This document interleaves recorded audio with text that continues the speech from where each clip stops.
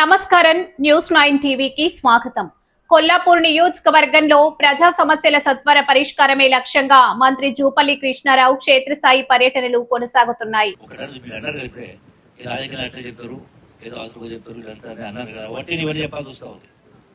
మీ మాటల్లో నాకు అది అర్థమైంది కాబట్టి పరిస్థితి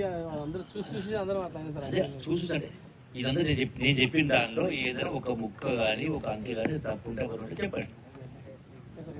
అప్పుడు మనం అక్కడ మాకు టైం కూడా చెప్పింది అంతా అప్పుడు చెప్పారు క్లియర్గా కులంకుశంగా మొత్తం చెప్పారు జరిగింది ఏంటంటే మరి ఇది తెలిసి కూడా అందరిని ఒకటే గాడి కట్టేస్తే ఎట్లా?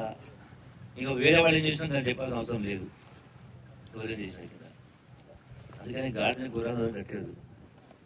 నేను లెక్క తప్పి మాట్లాడా, లెక్క తప్పి చెయ్య. ఎవరైనా ఏలు పెట్టి చూస్తే నేను భరించలేను. అందుకే నేను గట్టి సమాధానం చెప్పగలుగుతా. మొన్న కేటీఆర్ హరీష్ జరిగింది, లెక్క జరిగింది కదా, చాలా జరిగింది. పాలమూరు పౌరుషం ఉంటే రావాలని పిలిచింది. ఆ రోజు ఏం జరిగింది? చాలా మంది నాయకులు చూసారు. కొత్త ఒక వింత పాత ఒక రోత అని సామెత ఉంది. 5 ఏళ్ళు ఒకటి చూసింది. ఏం జరిగింది? నేను 25 ఎన్నికలు ఉన్నా. ఎక్కడనైనా ₹1 ప్రభుత్వ సొమ్మును కానీ ప్రభుత్వ ఆస్తులను ఇక్కడ కబ్జా చేసిందని విడిపించినా విడిపించలేదా? కొల్లాపూర్ స్టేడియం ఎట్లా వచ్చింది? ప్లాట్లు వేసి అమ్ముకున్న రాజుగారు పక్కన అప్పుడున్నటువంటి నాయకులు విడిపించి స్టేడియం కట్టించినా కట్టలేదా? అమ్ముకున్న పీజీ కాలేజీని స్థలాన్ని విడిపించి PG college కట్టించినా కట్టలేదా? Market కట్టించినా కట్టలేదా?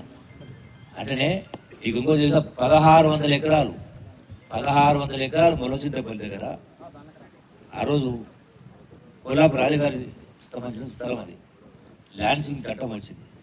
72 land ceiling ప్రకారం ఎక్సెస్ ల్యాండ్ దగ్గర గవర్నమెంట్ హ్యాండ్ ఓవర్ చేసింది. నేను ఓడిపోయిన తర్వాత ఆర్డీఓకి దరఖాస్తు పెట్టి ఈ 16 మంది సుప్రీంకోర్టు ఆర్డర్ ఇచ్చింది. ఫారెస్ట్ వాళ్లకు ఆ రాజగారికి పేచి ఇది మాదంటే మాదిపోయి సుప్రీంకోర్టు అవుతుంది. సుప్రీంకోర్టు ఇది ఫారెస్ట్ ల్యాండ్ కాదు, ఇది రాజగారి ల్యాండ్ అని ఆర్డర్ ఇచ్చింది 2008లో. ఇవన్నీ అప్పుడు నాకు తెలియదు. 2000 నేను ఓడిపోయిన తర్వాత 2018లో ఆయన 2008 హ్యాండ్ ఓవర్ చేసిండు. ఎందుకంటే ల్యాండ్ సీలింగ్ చట్టం ఉంది కాబట్టి సుప్రీంకోర్టు ఇచ్చినా కూడా ఇది రాజగారి ల్యాండ్ కాదు, ల్యాండ్ సీలింగ్ ఉంది కాబట్టి భూ పరిస్థితి ప్రభుత్వ భూమి ప్రభుత్వ అవసరాలకు తీసిపెట్టండి 2008 అప్పుడు చీఫ్ సెక్రటరీ ఆర్డర్ పంపించింది కలెక్టర్. నేను ఓడిపోయిన తర్వాత మళ్ళా ఆర్డీ ఆఫీస్ కేసేసి ఆ పోయిన ఎమ్మెల్యే గొడవలుకొని ఇప్పుడు రాయలసీమ అమ్ముకున్నాను. రాయలసీమ అక్కడ మా ఇంటికి వచ్చాను, ఇది సహకారం కావాలి. నేను ఓడిపోయిన కాదు అంటే లేదు సార్ ఇట్లా మీకు అవసరం ఉంది అంటే నాతో ఏం పని ఇట్లా. అప్పటిదాకా నాకు 16 ఎకరాల ఉన్న సగతి తెలియదు. నాకు 1600 ఎకరాలు ఉన్న సగతి అసలు వాడు వచ్చి అడిగే వరకు కడపడు వచ్చి మా ఇంటికి వచ్చాడు. నేను ఇటువంటి దాకా సహకరించని చెప్పి మొత్తం పత్తా తీస్తే ఇది బయటకు వచ్చింది. ఆర్డీఓ ఫోన్ చేస్తే ఎట్లిచ్చిన వయా నువ్వు ఆర్డర్ అంటే సుప్రీంకోర్టు ఆర్డర్ ప్రకారం ఇచ్చింది సార్. సుప్రీంకోర్టుకి వస్తే ల్యాండ్ సీలింగ్ చట్టం ఉంది కదా, ఉండాలంటే ఉంది. సుప్రీంకోర్టు ప్రకారం తప్పించుకొని వాళ్ళు డబ్బులు తినేసి వాళ్ళు మంచుకుంటే ఇచ్చింది. జాయింట్ కలెక్టర్ ఫోన్ చేసిన, నేను చేయలేదు సార్ అన్నాడు సంతకం. ఎంఆర్ఓ ఫోన్ చేసిన, sir joint collector digital sign చేసింది సార్. నేను మళ్ళా ఫోన్ చేసి ఎవరు సుధాకర్ ఎమ్మెల్యే సార్ ఉండే నార్కల్లు జాయింట్ కలెక్టర్ నేను తిట్టి నేను సస్పెండ్ చేస్తే బిడ్డ అని చెప్పి చేస్తే అది డిజిటల్ సైన్ మళ్ళీ క్యాన్సిల్ చేసుకుని చేస్తే నేను 5 ఏళ్ళు ఎంట పడితే దాన్ని ఎకరం 5 లక్షలకు అమ్ముకున్నాను. 1600 ఎకరాలు 80 కోట్లు 25 కోట్లు నాకి మీద నీవేమైనా చేసుకొని చెప్పి ఆయన ఒక సంస్థానం చూసి మాట్లాడితే అది అమ్ముకునే కాదు, దాన్ని ఆపి ఇప్పుడు మొత్తం దాన్ని గవర్నమెంట్ పేరు చేయించి మళ్ళీ ఆయన హైకోర్టులో కేసు వేసింది. అది నడుస్తూ ఉంది. టూరిజం డెవలప్మెంట్ చేయాలి 1600 ఎకరాలు. మరి తర్వాత ఏం జరిగింది? 2009లో నేను మంత్రి అయినా, కరెక్ట్ ఏడాది నాడుతూ ఉన్నాం.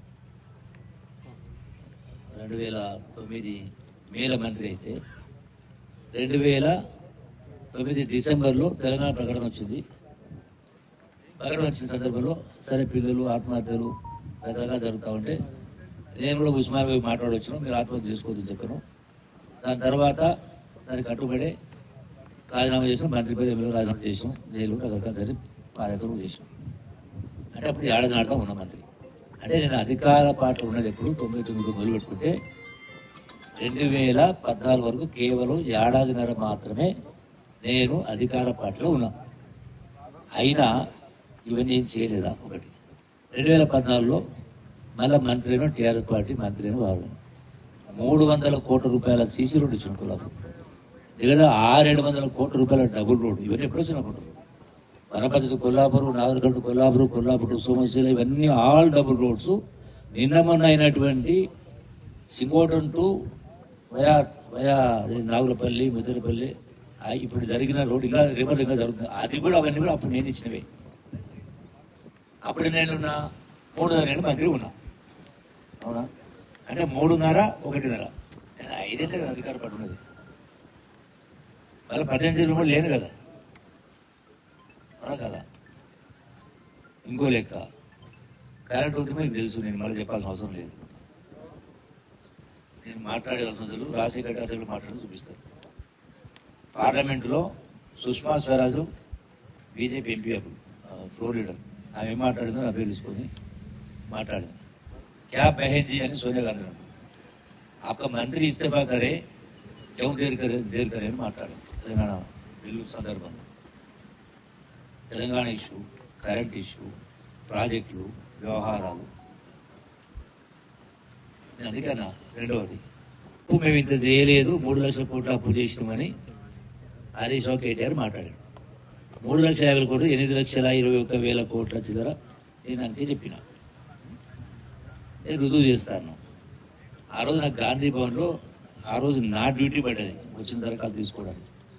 ఆ బయటికి వెళ్తుంటే వాళ్ళు ఉంటే సార్ హరీష్ రావు వెళ్ళి అమరవీర సుబ్బు ఆడుకుంటున్నాను. నేను ఆడికి పోతాను, పైగా ఆడుకోను. నేను పోయే లోపల ఆయన అంతకుముందు కొన్నవాళ్ళు ఇష్యూ ఉన్నది కాబట్టి ఆయన అరెస్ట్ చేసిన. నేను తెలంగాణ భవన్ పోతా అంటే నాకు పర్మిషన్ ఇవ్వలేదు. ఇక మన అధినేతలే అడిగి పోతూ నేను పోవాలని నిజం పోతాడు, నాకు ప్రొటెక్షన్ కూడా ఇవ్వలేదు. పోతే పోనీ వెళ్ళాను. మళ్ళీ పొద్దున్నే మళ్ళీ ప్రెస్ మీట్ పెట్టి ఆడదామని పిలిచాను. ఇది ప్రెస్ క్లబ్ 4 కుర్చీలు వేయించిన. నేను పోలే కదా, అదే సత్తా లేకపోతే ఎందుకు రోజు మాటలు మాట్లాడతాను. అసెంబ్లీలో మాట్లాడాను. అందుకే మీరు వాట్సాప్లు చూసో ఎవరో మాట్లాడే కాదు, వాస్తవాలు కూడా లోతుగా పరిశీలన చేస్తే తప్ప వాళ్ళందరూ ప్రజలు కన్ఫ్యూజన్, అసలు ఎవరు చెప్పేది కరెక్టు ఎవరిదే తప్పని కూడా అది విచక్షణ చేసి లోతు ఆలోచన చేస్తే తప్ప వాస్తవాలు ఏంటో తెలియని పరిస్థితి మీడియా అయినా సోషల్ మీడియా అయినా ఆ స్థాయిలో తయారైంది. ఓకేనా? అడిగిపోయి బాట చూసుకుంటూ పోయి ఆ ఎంఆర్ఓ బిల్డింగ్ కాడికి అట్లాగే కల్చరల్ బిల్డింగ్ కాడికి జాగా చూస్తే 2 చూసుకుని ఎంఆర్ ఆఫీస్ కాడ మీ ప్లాట్ అది గ్రౌండ్ కూడా అక్కడే మాట్లాడతాం. ఆ ఫైల్ తెప్పి చూసి ఏం తెలుసు. ఓకేనా? అక్కడికి వస్తారు కదా. వరుసగా 3వ రోజు నియోజకవర్గంలో పర్యటించిన మంత్రి ఒకవైపు అభివృద్ధి సంక్షేమ కార్యక్రమాలపై అధికారులతో సమీక్షలు జరుపుతూనే మరోవైపు నేరుగా ప్రజల్లోకి వెళ్లి వారి సమస్యలను అడిగి తెలుసుకుంటున్నారు. ఇందులో భాగంగా పెంట్లపల్లిలో నిర్మించ తలపెట్టిన స్టేడియం స్థలాన్ని మంత్రి పరిశీలించారు. కొల్లాపూర్ పట్టణంతో పాటు విసనగండ్ల, కేతపల్లి, కోడేరు, పెద్ద కొత్తపల్లి మండలాల్లో స్టేడియంల నిర్మాణ ప్రక్రియ వివిధ దశల్లో ఉందని మంత్రి పేర్కొన్నారు. నిర్మాణ పనులను మరింత వేగవంతం చేయాలని ఈ సందర్భంగా అధికారులను ఆదేశించారు. మరిన్ని తాజా వార్తల కోసం చూస్తూనే ఉండండి News9 TV.